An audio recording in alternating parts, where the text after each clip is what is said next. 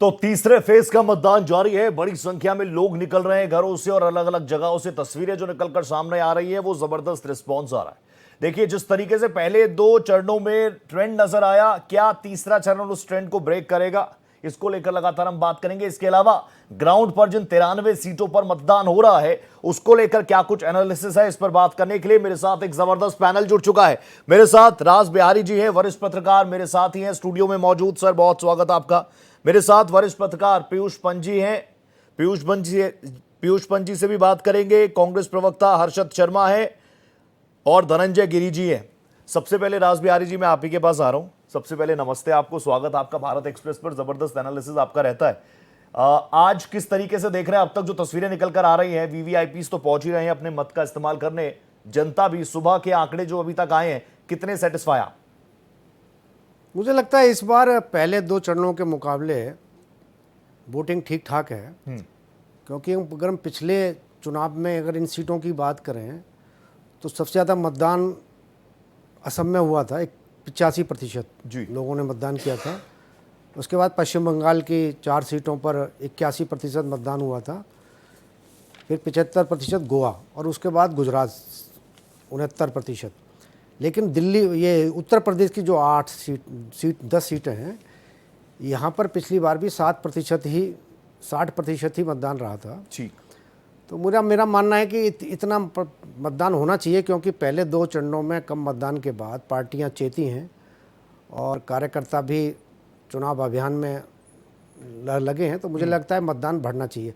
आज थोड़ा मौसम भी उत्तर प्रदेश में तो ठीक ठाक चल रहा है, क्योंकि बादल आ रहे हैं, बादल जा रहे हैं, थोड़ी गर्मी से भी लोगों को राहत है। तो और अगर मौसम ठंडा रहेगा तो मुझे लगता है कि मत प्रतिशत उत्तर प्रदेश में बढ़ सकता है। ठीक है, उत्तर प्रदेश का जिक्र किया। यहाँ तो खुद पिछले चुनावों में, यूपी के चुनावों में हम सुन रहे थे योगी जी के मुंह से ही, गर्मी, मौसम, चर्बी सब सुना था हमने। अब जल्दी से मैं कांग्रेस के पास होके आता हूँ। कांग्रेस से हमारे साथ हर्षद जी हैं। हर्षद जी, बहुत स्वागत भारत एक्सप्रेस पर। लोकतंत्र का बड़ा पर्व चल रहा है, शुभकामनाएं आपको भी। और पिछली बार इन सीट्स पर क्या कुछ प्रदर्शन रहा कांग्रेस का, बताने की जरूरत है नहीं, लेकिन इस बार परिस्थितियां कितनी बदलती हुई आप देख रहे हैं, ग्राउंड पर माहौल क्या महसूस किया आपने? देखिए, बतौर मीडिया प्रभारी मैं गोवा में था पिछले 15 दिन से, और उसके बाद मैं अपने गृह राज्य मध्य प्रदेश में आ गया हूं। और आज मध्य प्रदेश में भी एक चरण में वोटिंग हो रही है और आज गोवा की भी दोनों सीटों पर मतदान हो रहा है। देखिए, जमीन पे जो मुद्दे हैं ना, वो पिछले 10 साल की भारतीय जनता पार्टी की एंटी इनकम्बेंसी बहुत क्लियर दिखा रही है।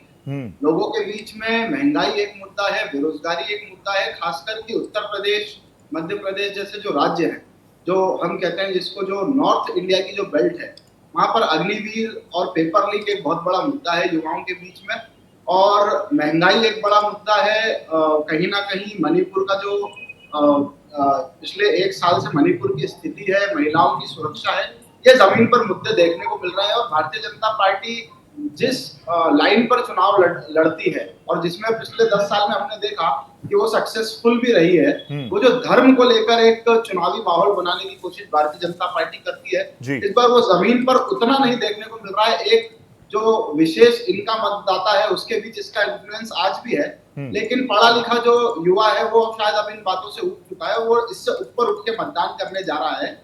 और मुझे ये चेंज ना सिर्फ मध्य प्रदेश या मैं हरियाणा में भी गया था, दिल्ली में गया था, वहां नहीं देखने को मिला है। ये गोवा में, साउथ में, मैं केरला भी गया था, हमारे एक मित्र चुनाव लड़ रहे हैं यूथ कांग्रेस के, उनके चुनाव में गया था। तो स्थिति लगभग पूरे देश में एक जैसी है और मुझे लगता है कि इसका नतीजा हमको 4 जून को देखने को मिलेगा। जब आप और हम वहां बैठकर बात करेंगे 4 जून को, तो शायद नतीजों में भी ये देखने को मिले। ठीक है, धनंजय गिरी जी, सुन लिया आपने। हालांकि देखिए, आपकी परफॉर्मेंस पिछली बार इन सीटों पर 70 to 75% रहा, डिस्टिंक्शन आप लोगों ने मारा। इस बार क्या हाल है, एग्जाम कैसा जा रहा है? देखिए, इस बार के चुनाव में ये तीसरी बार जो थर्ड फेज चल रहा है, ये तीसरे चुनाव भी है और थर्ड फेज का भी चुनाव है।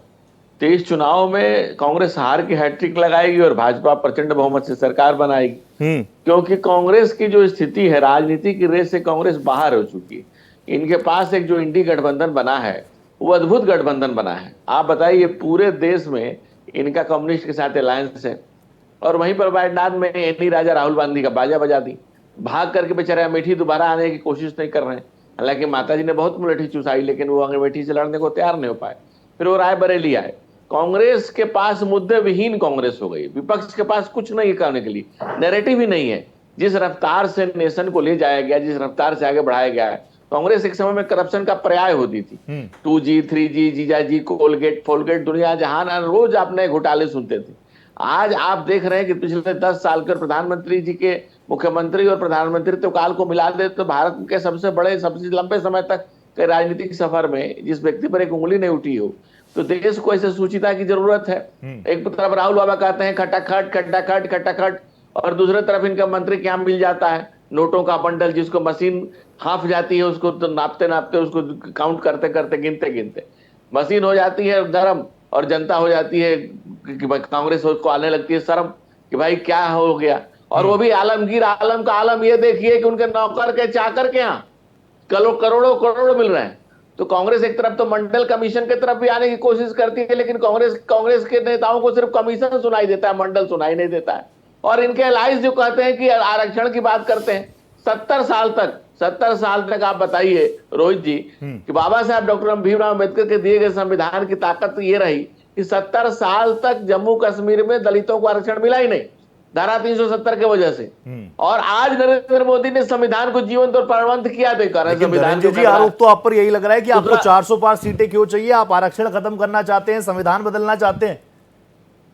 हम कांग्रेस की कुत्सित मानसिकता को रोकना चाहते हैं, जो इस देश का आम जन भी चाहता है। संविधान संशोधन के 42वें संशोधन में जब देश में इमरजेंसी लगा करके कांग्रेस ने 42वां संशोधन किया, उसमें संविधान के प्रियम्बल को भी चेंज किया, सेकुलर शब्द जोड़ा।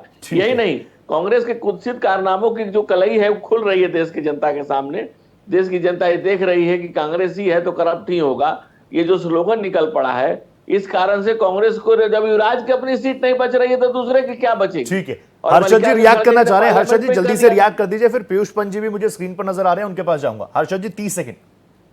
देखिए, बड़ा हास्यास्पद है कि धनंजय गिरि जी ने पहली लाइन में ये कहा कि कांग्रेस तो रेस में ही नहीं है, और उसके बाद जितनी देर बोले सिर्फ कांग्रेस के ऊपर बोले। भाई साहब, जब कांग्रेस रेस में नहीं है तो इतना सब बोलने की जरूरत क्या है? आप अपने वोट को बढ़ाइए ना, 10 साल में आपने क्या क्या किया बता दीजिए जनता को। आपने इतनी देर के अपने वक्तव्य में एक बार भी अपने काम का जिक्र नहीं किया। इस वाले चरण में, तीसरे चरण में जो सबसे अमीर कैंडिडेट आपके वो साउथ गोवा से पल्लवी डेम्पो श्रीनिवास है। उसने इलेक्ट्रल बॉन्ड्स में भारतीय जनता पार्टी को चंदा दिया, उसके बाद आपने उसको धंधा दिया और आज आपने उसको टिकट दे दी। तो आपके लोग करप्शन में इन्वॉल्व है, उनको आप टिकट ठीक है हर्षद जी, लगातार कांग्रेस हो इंडिया अलायंस हो, वो कह रहा है कि जांच बीजेपी पे घोटाले इसलिए नहीं निकल रहे क्योंकि ईडी सीबीआई को एड्रेस ही नहीं पता बीजेपी के नेताओं का। मैं वापस आऊंगा सर, मेरे साथ पीयूष जी भी जुड़ चुके हैं। पीयूष जी नमस्ते, it's very good to see you after so long.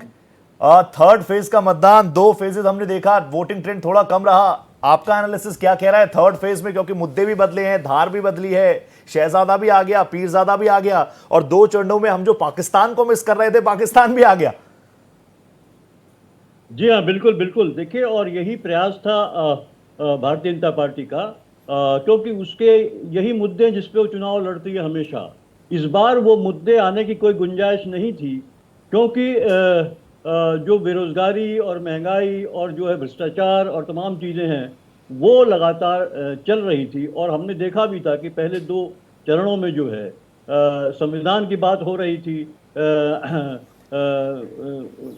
जाति जनगणना की बात हो रही थी। ये तमाम मुद्दे थे जो वो और लेकिन भारतीय जनता पार्टी कहीं ना कहीं उसको लग रहा था कि वोटिंग जो है उनके पक्ष में नहीं हो पा रही है, और तो उन्होंने अपना जो है जो नैरेटिव है उसको फिर वो पुराने नैरेटिव में आ गए, जहां की वो मनगढ़ंत तरीके से उन चीज़ों को लेके चले आए। ये उनका एक टाइम टेस्टेड ही है, लेकिन मुझे लगता है कि जनता अब उससे उगता चुकी है, जनता समझ चुकी है। क्योंकि जनता को रोजी रोटी तो देखी, सांप्रदायिकता पाकिस्तान नहीं देगा जनता, भारत की जनता को खाने के लिए जो है कि आप जो है कि तमाम चीज़ें मुसलमान करते रहेंगे, हिंदू मुसलमान करते रहेंगे, उसका कोई फायदा होगा नहीं। जनता ने देखा, जनता की देखिए दिक्कतें हैं, इसमें कोई दो राय नहीं है। सरकार ने जो है, केंद्र की सरकार ने, भारतीय जनता पार्टी ने जो योजनाएं चलाई हैं उनका जो फायदा मिलना चाहिए था नहीं मिल रहा है। शुरुआत के दौर में मिला, लेकिन वो चूंकि उसका इम्प्लीमेंटेशन प्रॉपर हो नहीं रहा है, वो भी जो है भ्रष्टाचार के का शिकार हो चुकी हैं बहुत सारी योजनाएं जो हैं वो। तो उस तरीके से लोगों में एक रोष है और इसीलिए मुझे लगता है लोगों में एक उदासीनता भी पैदा हो गई थी कि भाई अगर यही सरकार को करना है, इसी तरह से हमारे वोट लेते रहना है और तमाम वादे करने के बाद जो हमें कुछ हासिल नहीं हो रहा है, हमारी माली हालत और बिगड़ती जा रही है, तो फिर वो एक उदासीन हो जाती है। लेकिन इन मुद्दों को लाया गया जानबूझ के और अच्छा, इन मुद्दों को जानबूझ कर लाया गया, टेस्टेड एक्सपेरिमेंट है, इस बार सक्सेसफुल होगा नहीं होगा इसके लिए थोड़ा इंतजार करना होगा।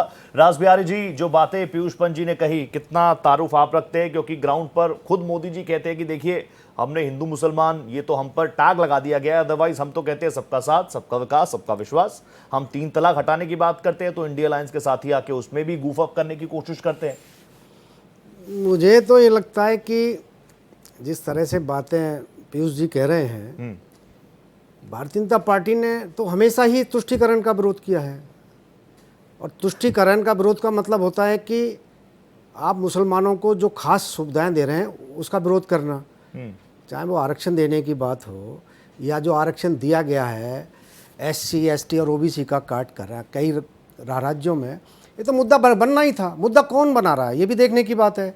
पाकिस्तान को मुद्दा किसने बनाया? अगर पुंछ में जम्मू कश्मीर में अगर आतंकवादी हमला होता है तो ये किसने कहा कि ये बीजेपी नौटंकी का करा रही है? ऐसे पुलवामा को लेकर तो ऐसी पुलवामा की ये मुद्दा कौन बना रहा है? पाकिस्तान को कौन बीच में लेके आया है?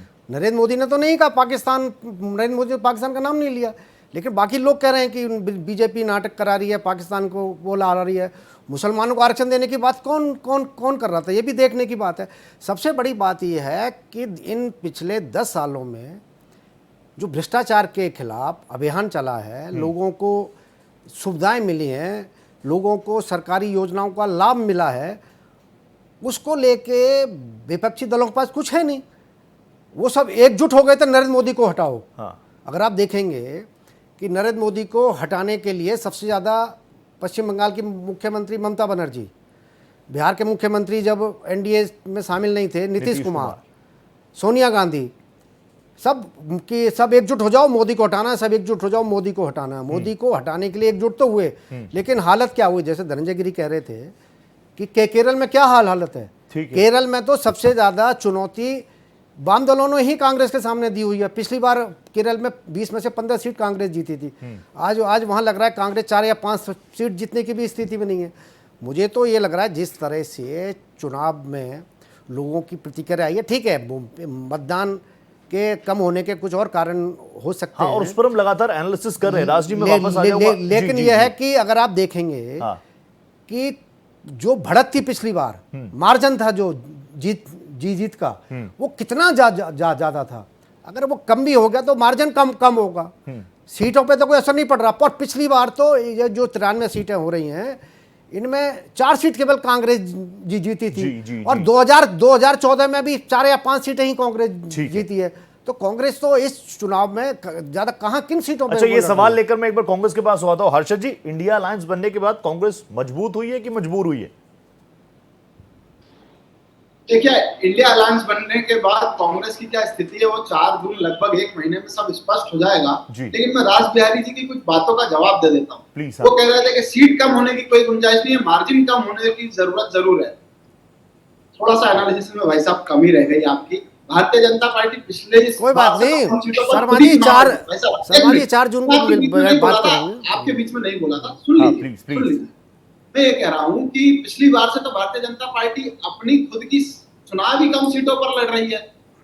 अगर मैं महाराष्ट्र का ही आपको उदाहरण दे देता हूँ। महाराष्ट्र में पिछली बार भारतीय जनता पार्टी अकेले 24 सीट पर चुनाव लड़ी थी, 25 सीट पर चुनाव लड़ी थी, माफ करिए, 23 सीट पर इस बार चुनाव लड़ रही है। आप कह रहे हैं कि भारतीय जनता पार्टी की सीट कम नहीं हो सकती। वो चुनाव ही इस बार 436 सीटों पर लड़ रहे हैं, पिछली बार 452 सीटों पर लड़ रहे थे, तो कैसे सीट कम नहीं होगी? बिल्कुल सीट कम होगी। अब दूसरी बात में आपको आ जाता हूँ। आप कह रहे थे कि पुलवामा को और पुंछ को हमेशा से कांग्रेस ने मुद्दा बनाया, तो भाई साहब क्यों मुद्दा ना बनाया जाए? जब 26/11 का अटैक हो रहा था तो नरेंद्र मोदी जी गुजरात के मुख्यमंत्री थे, गुजरात से मुंबई उड़ के गए थे और ओबराय होटल के बाहर प्रेस कॉन्फ्रेंस कर रहे थे। जो आपने 26/11 का जिक्र किया वो हुआ, वो भी गलत, वो भी एक टेररिस्ट अटैक था। उस दंश को आज तक कोई भूला नहीं है, पुलवामा को कोई नहीं भूला। एक जवान की अगर कैजुअलिटी हो जाए तो आप यकीन मानिए 140 करोड़ भारतीयों के दिल में वही ठीस उठती है। और उसके बाद अंजाम क्या होना चाहिए वो हम आप कांग्रेस, बीजेपी, ये तो बहुत छोटी चीजें हो जाती है, दल नहीं फिर तो देश ही सबसे सामने। लेकिन मैं आपसे समझना चाहूंगा कि आज यादवलैंड, उत्तर प्रदेश का जिक्र हम कर रहे हैं, अब सिलसिलेवार तरीके से बातचीत के सिलसिले को आगे बढ़ाएंगे। आज यादवलैंड में मतदान हो रहा है, आसपास की सीटों पर मतदान हो रहा है, संभल में मतदान हो रहा है। इंडिया अलायंस ग्राउंड पर कितनी मजबूत नजर आ रही है? और इस बार वो 3 हॉट मुद्दे आप मुझे बता दीजिए जिसको लेकर आप जनता के बीच गए और जनता से जबरदस्त रिएक्शन आपको मिले, आपको यकीन कि आपके पक्ष में वोट हो रहा है। देखिए रोहित जी, पहले तो मैं आपको सही करना चाहता हूँ, इंडिया अलायंस नाम नहीं है, इंडिया अलायंस नाम है। अगली बार आप बोले तो इस बात का ध्यान रखिएगा, क्योंकि जब आप एनडीए बोलते हैं तो उसको आप इंडिया अलायंस नहीं बोलते हैं, आप एनडीए बोलते हैं। इंडिया में तो खुद ही अलायंस लगा हुआ है। इस बात का ध्यान रखिए। ये प्रधानमंत्री और भारतीय जनता पार्टी की भाषा है। मैं उम्मीद करता हूँ आप एक अच्छे पत्रकार हैं। Thank you sir, thank you certificate के लिए। ठीक आप है उनकी भाषा ना ठीक है, बोले तो इंडिया अलायंस आप बताइए। वापस आ रहा हूँ। ठीक है, देखिए जो 3 मुद्दे, चाहे वो यादव लैंड हो या ना हो, वोट कहीं भी हो, मैं पहले भी इस बात का जिक्र कर चुका हूँ कि जमीन पर मुद्दा इस बार महंगाई है, इस बार बेरोजगारी एक बहुत बड़ा मुद्दा है। और जो पर्टिकुलरली यूपी बिहार है, जहाँ का हम आर्मी का भी जिक्र यहाँ पर कर रहे थे, जहाँ का युवा आर्मी से जुड़ने के लिए बहुत बेसब्र रहता है, इस देश के लिए अपनी जान देने के लिए तैयार रहता है, कुर्बानी देने के लिए तैयार रहता है, देश के लिए लड़ने को तैयार रहता है, ये वो लैंड भी है। राजस्थान हो गया, आपका उत्तर प्रदेश हो गया, बिहार हो गया, हमारा मध्य प्रदेश हो गया, हरियाणा हो गया। तो यहाँ पर अग्निवीर एक बहुत बड़ा मुद्दा है, बेरोजगारी एक बहुत बड़ा मुद्दा है। अभी 2 दिन पहले हमने देखा नीट का पेपर लीक हो गया वापस से। ये वैसे कहा जाता था कि ये लीक ईयर है, लेकिन ये लीक ईयर हो गया है। लीक ईयर इसलिए हो गया है क्योंकि हर बार पेपर लीक होते जा रहे हैं, लीक होते जा रहे हैं, लीक होते जा रहे हैं। तो युवाओं में ये एक बहुत बड़ा मुद्दा है। इंफ्रास्ट्रक्चर, मैं इस देश, जब मैं टीवी पर बात करता हूं तो मैं पैनल को नहीं देखता हूं, मैं इसके पीछे के देश को देखता हूं। और इस बात को मैं कहता हूं कि कहीं ना कहीं इंफ्रास्ट्रक्चर बेहतर हुआ है, इसमें कोई दो राय नहीं है। लेकिन वो दिखने के लिए हुआ है। जो मूल मुद्दे हैं, महंगाई का, जो बेरोजगारी का मुद्दा है, जो युवाओं का भविष्य है, हेल्थ है, एजुकेशन है, उसमें भारतीय जनता पार्टी बहुत बुरी तरीके से विफल रही है। और देश की जनता ने 10 साल बाद जब आपसे रिपोर्ट कार्ड मांगा तो आप मछली, मुसलमान, मटन, इन मुद्दों का बोलकर उन युवाओं को और चढ़ाते हैं। और वो युवा आज आपके खिलाफ हो गया है और वो वोट उसी तरीके से। ठीक है, युवा बीजेपी के खिलाफ है। ये बहुत डेमोक्रेटिक प्लेटफॉर्म है भारत एक्सप्रेस का, आपने मुझे करेक्ट किया, मैं बहुत शालीनता से ले रहा हूं। आप भी युवा हैं, मुझे बहुत अच्छा लगता है जब युवा लोग हमसे बात करते हैं। लेकिन मैं चाहूंगा यही डेमोक्रेसी के साथ जब एमके स्टालिन साहब सनातन का जिक्र करते हैं, जब प्रमोद कृष्णन जो कि आप ही के नेता थे वो कहते हैं कि राहुल गांधी राम मंदिर वाले मसले को बदलना चाहते हैं, जब फारूक अब्दुल्ला साहब कहते हैं कि पाकिस्तान ने चूड़ियां नहीं पहन रखी है, वो भी तब जब दूसरी तरफ एनकाउंटर चल रहा है जम्मू कश्मीर में, वहीं के चीफ मिनिस्टर वो थे। आप इसी जबरदस्त तरीके से उनको भी सर्टिफिकेट दें, उनको भी बताएं कि भैया देश का सेंटिमेंट क्या है। धनंजय गिरी जी प्लीज रिएक्ट, फिर वापस आ रहा हूं अर्षद जी आपके पास। अभी कुछ देर पहले कुछ लोग कह रहे थे हिंदू मुसलमान। हाँ। हिंदू मुसलमान कहां होता था? इस देश में सिर्फ मुसलमान मुसलमान होता था। जब पंडित नेहरू कहते हैं कि आई एम बाई कल्चरली मुस्लिम, उसके बाद जब प्रधानमंत्री उस समय के मनमोहन सिंह कहते हैं इस देश पर संसाधनों पर पहला हक मुसलमानों का। कांग्रेस अभी जो मैनिफेस्टो लेके आई उसमें उसने लिखा है कि अल्पसंख्यकों के खान पान और तमाम चीजों का ध्यान दिया जाएगा। दूसरे ओबीसी के आरक्षण को पिछले दरवाजे से निकाल करके और आपने मुसलमानों को दे दिया कर्नाटक में। SC ST के आरक्षण को आपने 4 बार प्रयास किया छीनने का। तो बाबा साहब के संविधान का तो आप लगातार मजाक उड़ा रहे हैं। और दूसरे जो लोग कह रहे हैं मुस्लिम मुस्लिम, एक इस्लामिक राष्ट्र बता दीजिए जहां जमहूरियत हो, जहां डेमोक्रेसी हो, जहां लोकतंत्र हो। बगल के आपके राज्य, बगल के देश पाकिस्तान में 2019 के बाद से कोई इंटरिम बजट तक नहीं आ पाया है। आप किसकी बात करते हैं? ये देश में अगर हिंदू बहुसंख्यक इसीलिए डेमोक्रेटिक है क्योंकि हम बेसिकली डेमोक्रेट हैं। दूसरी बात, दूसरी जो सबसे बहुसंख्यक आबादी है उसके आप अल्पसंख्यक की बात करते हैं, पिछमंड की बात करते हैं। और जो लोग कुछ आयु हो गई, पत्रकार भी खुद को कहते हैं, ललित भी कहते हैं, उन्हें रकीब चलीब कली बगल में याद नहीं आता। धनंजय जी आप प्लीज कंटिन्यू कीजिएगा, लेकिन मुझे आपकी बातों के बाद तेजस्वी यादव का बयान याद आ गया। तेजस्वी यादव ने कहा कहां सनातन खतरे में है, हिंदू खतरे में कैसे हो सकता है? प्रधानमंत्री, राष्ट्रपति, तीनों सेना प्रमुख सब सनातन के। रोहित जी, तेजस्वी यादव को तरबूजा और तजुर्बा का फर्क नहीं पता है। और इस देश में अगर आपको चपरासी भी बनना है तो कम से कम इंटर पास होना चाहिए। हाँ। इतनी भी अहर्ता जो इस व्यक्ति की नहीं हो। वो आदमी जेब में जड़ी लेकर घूमता है। जब आपके जमीन मर जाता है तो 2 गज जमीन से काम नहीं चलता है। तेजस्वी यादव जेब में जड़ी लेकर चलते हैं, नौकरी की जड़ी सुंघाते हैं और उसका जमीन, मकान, दुकान, घर द्वार सारा संपत्ति, उसके गहने गुड़िया सब अपने पास रख लेते हैं। लालू यादव के ऊपर कभी शिवानंद तिवारी ने कहा था कि तू लूटा हम लूटी, लूटे के आजादी बा। वो आजादी आपको बिहार झारखंड में देखने को मिल रही है कि आलमगीर आलम के नौकर के चाकर के यहाँ 40 करोड़ मिल रहा है, 50 करोड़ मिल रहा है। कांग्रेस मंडल कमीशन की बात करती रही, लेकिन सिर्फ कमीशन पर उसका ध्यान। ठीक है धनंजय जी, अब नेक्स्ट टाइम मैं आपके पास आऊंगा ना, मैं मुद्दों को लेकर आऊंगा इस बार। क्या कुछ, चाहे वो आवास की बात हो, उज्ज्वला योजना की बात हो, उससे क्या कुछ रिएक्शन आपको मिल रहे हैं? पीयूष जी, बहुत शानदार स्माइल तो है ही सर आपकी, मैं तो आपका फैन हूं, आपको पता ही है, वरिष्ठ हैं आप बहुत। मैं आपसे समझना चाहूंगा कि इस बार मुद्दे, जैसे प्रधानमंत्री ने तमाम चीजें गिना दी, जेपी नड्डा कहते हैं हम तो रिपोर्ट कार्ड साथ लेकर चलते हैं, 10 सालों में हमने ये काम कर दिया, आने वाले 5 सालों का विजन ये है, अगर आप सेटिस्फाई हैं तो वोट कीजिए। और देखिए राहुल जी, रोहित सर, अरे सॉरी अरे sir please don't say sorry sir. देखिए रोहित जी, असल में राहुल गांधी जो कि कैंपेनिंग कर रहा है, करते करते वो नाम जो है लगातार आ जाता है। Perfect sir. तो रोहित जी, अगर देखिए नड्डा जी ये बात कह रहे हैं, यही तो बात है। देखिए तो वो जेब में रख के क्यों चल रहे हैं, उसको जनता के सामने क्यों नहीं बता रहे हैं? भाई देखिए, कांग्रेस तो ये काम कर रही है, तो वो क्यों कि हम ये करेंगे, हम वो करेंगे, और हमने ये बनाया है, तो आखिर भाजपा क्यों नहीं बता रही है? वो कहां से फिर जो है अचानक ले आती है कि साहब गहने छीन लिए जाएंगे, मंगलसूत्र छीन लिया जाएगा, आरक्षण दे दिया जाएगा, जबकि कोई बात ही नहीं है उनके मैनिफेस्टो में इस तरह की। और जहां तक कर्नाटक का है, तो ये एक बहुत ही मतलब ये है कि वो जो है कि देखिए वहां पे बैकवर्ड में ही जो आते हैं मुस्लिम, उसका वो प्रावधान है, एक सेक्शन है जिसमें वो किया गया है बैकवर्ड के उसमें रूप में। और ये येदुरप्पा थे, ये तभी ये चल रहा था वहां पे आरक्षण, कर्नाटक के केस में जो है येदुरप्पा थे, वो भी चल रहा था उस टाइम में, क्योंकि वहां पे बैकवर्ड मुस्लिम जो है वो बैकवर्ड है मुस्लिम लगा जो है, उसको उसमें रखा गया, एक पर्टिकुलर सेक्शन है जो उसमें उसके तहत रखा गया है, जिसको हटाया गया बाद में। और जो वहाँ के कर्नाटक के जो बीजेपी के मुख्यमंत्री थे, आपके क्या नाम, पिछली बार उन्होंने हटा के वो कलिग्गा और लिंगायत को वो उसको दे दिया था। तो वो अपनी जगह कांग्रेस कहीं भी नहीं कह रही है। देखिए ये बात है, तो इसलिए मैं तो ये कहता हूं कि भारतीय जनता पार्टी को, जैसे प्रधानमंत्री जी कहते हैं इस बात की कि हम 2047 में यहां पहुंचा देंगे, तो उसकी रूपरेखा क्या है, किस तरह की है? आप जो है जिस तरह से नौकरियां नहीं पैदा हो रही हैं, आपने जो वादे किए थे तो क्यों नहीं पूरे हो पाए? आप ये बताइए कि इसलिए नहीं पूरे हो पाए, लेकिन हम उस तरफ काम कर रहे हैं। कौशल देखिए विकास योजना है, मैं आपको बताऊं, कौशल विकास योजना है, खुद सरकार के मंत्री ने ये कहा लोकसभा में कि उसका सिर्फ जो है कि 21% ही जो है वो खर्चा हो पाया, जो राशि आवंटित की गई थी उसमें। तो ये इस तरह की चीजें हैं जो है। आप बताइए जनता को कि आप क्या देंगे? आप घुमा फिरा के जो है घुमा फिरा के जनता को कंफ्यूज, कहीं ना कहीं पंजी यही कह रहे हैं। धनंजय मैं आऊंगा आपके पास, हर्षद जी आपके पास भी आऊंगा। एक बार रास बिहारी जी का छोटा सा रिएक्शन ले लूं। रास बिहारी जी, कागजों पर जाहिर तौर पर अगर आप सोचेंगे उज्ज्वला योजना पढ़ेंगे तो अच्छी लगती है, लगता है कि हाँ भाई हर गरीब के घर में गैस सिलेंडर जाना चाहिए। आप शौचालय की बात करते हैं, ओडीएफ हमारा देश हो जाना चाहिए, बहुत अच्छा लगता है सुनने में, लेकिन देश बहुत बड़ा है, जनसंख्या भी बहुत बड़ी है। कागजों पर जो जबरदस्त तरीके की योजनाएं हैं, ग्राउंड पर उनका हाल, इंप्लीमेंटेशन उसी जबरदस्त तरीके से हो पाए? देखिए बड़ा महत्वपूर्ण सवाल आपने पूछा है। क्या है कि उज्ज्वला योजना के बारे में तो खैर उस तरह की बात नहीं है, लेकिन जो शौचालय बनाए गए हैं किसी भी राज्य में भी हों, चाहे वो भाजपा शासित राज्य हों, चाहे वो विपक्ष शासित राज्य हों, बहुत सारे कागजों पे भी बने हैं।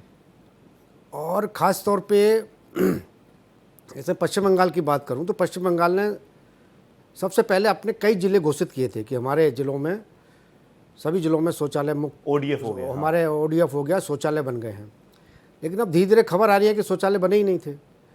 तो ये और भी राज्यों में होती, या जहाँ शौचालय बने हैं, मध्य प्रदेश भी एक ऐसा राज्य है जहाँ मैंने खुद देखा है कि गाँवों में जहाँ शौचालय बने हैं वो सिर्फ पैसा लेने के लिए शौचालय बनाए गए थे। ये बात बिल्कुल सही है कि कुछ योजनाओं में गड़बड़ी हुई है, निचले स्तर पर गड़बड़ी हुई है, लेकिन केंद्र सरकार या राज्य सरकार का जो काम था वो तो निचले स्तर तक पहुंचा है। और ख़ास तौर पे जिस तरह से अब लोगों को भुगतान किया जाता है, ऑनलाइन भुगतान हो रहा है, बैंक में सीधा पैसा जा रहा है, तो उससे भ्रष्टाचार पर रोक तो जरूर लगा है। लेकिन कहीं ना कहीं ये बड़ा सवाल है कि जो निचले स्तर पर भ्रष्टाचार है वो कितना ख़त्म हुआ है। अब जिस तरह से केंद्र सरकार कार्रवाई कर रही है, राज्यों में भी कार्रवाई हो रही है, प्रधानमंत्री लगातार भ्रष्टाचार को मुद्दा बनाए हुए हैं, बड़े पैमाने पे कार्रवाई हुई है, लोग जेलों में हैं, पैसा बरामद हो रहा है। इस चुनाव में भी देखेंगे आप, बड़े पैमाने पे पैसा बरामद हो रहा है, शराब बरामद हो रहा है, हथियार बरामद हो रहे हैं। तो कहीं ना कहीं ये ज़रूर है कि काम हो रहा है, और कितना काम हो रहा है ये जनता अपना वोट डाल रही है। 4 जून को पता चल जाएगा कौन किसके कितना साथ है, क्योंकि वादे दावे तो सब कर रहे हैं कि क्योंकि इलेक्शन से पहले तो सब दावे करेंगे कि हम जीत रहे हैं, हम जीत रहे हैं। दावा तो पिछली बार भी किया था विपक्षी दलों ने। और देखिए, एक बात जो कही थी हर्षद शर्मा ने, जो कांग्रेस के वो प्रवक्ता हैं जी, कि इंडिया गठबंधन है। इंडिया देखिए, INDIA ए अलायंस है। अगर आप देखें तो इंडी होता है वो, AINDIA INDI alliance, INDI alliance है। इसी तरह से आप देखेंगे NDA नेशनल डेमोक्रेटिक अलायंस, राजग राष्ट्रीय जनतांत्रिक गठबंधन। ये अलग बात है कि जो विपक्षा गठबंधन बना है उसका कोई हिंदी है नहीं, ना हिंदी बन सकती है उसकी, इतनी आसान भी नहीं है। तो गठबंधन तो वो इंडिया, अगर हम बोलेंगे विपक्षी गठबंधन तो ठीक है, लेकिन हम बोलेंगे इंडिया अलायंस, तो ये तो पहले ही है अलायंस का उसके अंदर। नहीं, उनका कहना होता है एनडीए में ए भी अलायंस है तो इंडिया में भी ए अलायंस है। जब आप एनडीए को इंडिया अलायंस कह रहे हैं तो इंडिया को भी इंडिया अलायंस कहिए, कोई दिक्कत नहीं, कह लीजिए। जनता की नब्ज कौन पकड़ रहा है, हम तो उसी चीज के लिए बैठे हैं, ना हम इधर के हैं ना हम उधर के, हम तो बिल्कुल जनता के। मैं वापस आ रहा हूं आपके पास सर। हर्षद जी, आप लगातार रिएक्ट करना चाह रहे हैं। हर्षद जी, आप शायद पीयूष पंत जी की बातों पर रिएक्ट करना चाह रहे थे। हर्षद जी, 40 सेकंड्स फॉर यू, फिर उसके बाद मैं आ रहा हूं। नहीं सर, मैं पीयूष पंत जी की बात से तो लगभग सहमत हूं। मैं धनंजय गिरी जी की बात का रिप्लाई करना चाह रहे थे। वो कह रहे थे कि पहले 2014 से सिर्फ मुसलमानों की बात होती थी और उसके बाद सनातन की बात होने लगी। तो मैं थोड़ा सा हिस्ट्री 1 साल पहले लेके जाता हूँ इनको। आरएसएस के प्रमुख इंटेलेक्चुअल से मिल रहे थे मस्जिद और मदरसे में, मुसलमानों की बात नहीं हो रही थी भाई साहब। भोपाल में आए थे हमारे मध्य प्रदेश में प्रधानमंत्री जी, पसमंदा मुसलमानों को उनका हक दिलाना है। राखी पर भारतीय जनता पार्टी के लोग मुस्लिम महिलाएं के पास जाएं और राखी बनवाएं। उसके बाद पठानकोट हमले में ISI को पाकिस्तान से बुलाया और जांच करने के लिए, और वो वहां जाके क्या क्या आ गया कि पाकिस्तान का कोई हाथ ही नहीं है पठानकोट हमले में। तो भाई साहब, पाकिस्तान बिना बताए कौन गया था? हम तो नहीं गए थे। बिना बुलाए किसकी शादी में गए थे, किसकी माताजी को शॉल देकर आए थे? इन बातों पर मत पड़िए। हाँ, सही बात। देश की जनता इस चुनाव में मुद्दे का चुनाव बनाना चाहती है, और इसीलिए आप 2 चरण में पीछे रह गए। तीसरा चरण भी आज हो जाएगा, शाम तक रिपोर्ट आ जाएगी। 2 चरण में लोग पीछे रह गए, इसलिए मुसलमान, हिंदू, मंगलसूत्र सब डाल दिया कि किसी तरीके से जनता के बीच ये वापस आ जाएं। यही कहना चाह रहे हैं सर आप? सॉरी, मैं आपको सुन नहीं पाया कि भैया 2 चरणों में आप लोगों से पीछे रह गए, इसलिए हिंदू भी हो गया, मुसलमान भी हो गया, शहजादा भी हो गया, पीरजादा भी आ गया, मंगलसूत्र भी आ गया, इसीलिए डर की राजनीति ये वापस कर रहे हैं। यही आरोप आपका? देखिए, पीयूष पंत जी ने बहुत अच्छी बात बोली थी कि पाकिस्तान का जब तक जिक्र नहीं हो जाए, मुसलमान का जब तक जिक्र नहीं हो जाए, तब तक भारतीय जनता पार्टी का चुनाव पूरा नहीं होता। तो भारतीय जनता पार्टी 10 साल से सत्ता में है। नरेंद्र मोदी जी बड़े बड़े दावे करते हैं कि मैंने बहुत काम किया है। तो मछली खाने पर, मटन बनाने पर, इतनी छोटी छोटी बातों पर प्रधानमंत्री जी का बोलना, मैं आप लोगों की विवेक पर छोड़ता हूँ क्या सही है। और धनंजय गिरी जी के इसका रिप्लाई मैं ले लेता हूँ। आपने काफी, हाँ सर प्लीज 20 सेकंड्स। तो पर्सनल कमेंट कर गए तेजस्वी के ऊपर कि वो इंटर पास है। भाई साहब, अब तक के जितने प्रधानमंत्री से इस बात को भी जांच लेते हैं कि आपके अकेले प्रधानमंत्री जो अशिक्षित हैं। इस तरीके की बात को मत करिए। डिग्री दिखाई थी आपने, देखी नहीं क्या? धनंजय जी प्लीज रिएक्ट। धनंजय जी। रोहित जी, एक नेता होते हैं इस देश में, पता नहीं किस पार्टी के हैं, उनका जरा नाम बताइएगा। मणिशंकर अय्यर जी, जो करके जा करके पाकिस्तान में सरेआम रिक्वेस्ट करते हैं कि मोदी को हटाने के लिए तुम्हारी पाकिस्तान की मदद की जरूरत है। तो जो लोग पाकिस्तान में जाकर के मदद की गुहार लगाते हैं और उधर से फवाद का मवाद जब निकलता है तो उसके बाद ताली बजाते हैं, ऐसे लोगों को ऐसी बातें करते हैं। दूसरी जो हमारे साहब पूछ रहे थे पीयूष पंत जी कि आप काम क्यों नहीं बताते, कितनी बताएं आपको, दिन कम पड़ जाएंगे। प्रधानमंत्री नरेंद्र मोदी वो भगीरथ है जिन्होंने विकास की इतनी गंगाएं बहाई है कि आप गिन नहीं पाएंगे। धनंजय जी 3 गिनवा दीजिए जल्दी से, फिर मैं पीयूष जी के पास जाऊंगा। धनंजय जी 3 महत्वपूर्ण चीजें बताइए। भारत 10वीं अर्थव्यवस्था थी धनंजय जी। 2014 में जब हम सरकार में आए तो भी 10वीं अर्थव्यवस्था थी, आज 5वीं है। 2013 में भारत का बजट होता था 16,42,336 करोड़, आज 45 लाख करोड़ से ऊपर का बजट है, 3 गुना बढ़ गया। हम 5वीं अर्थव्यवस्था बने, तीसरी की तरफ बढ़ रहे हैं। 12 करोड़ किसानों को सम्मान निधि, 12 करोड़ टैप से वाटर, 4 करोड़ घर,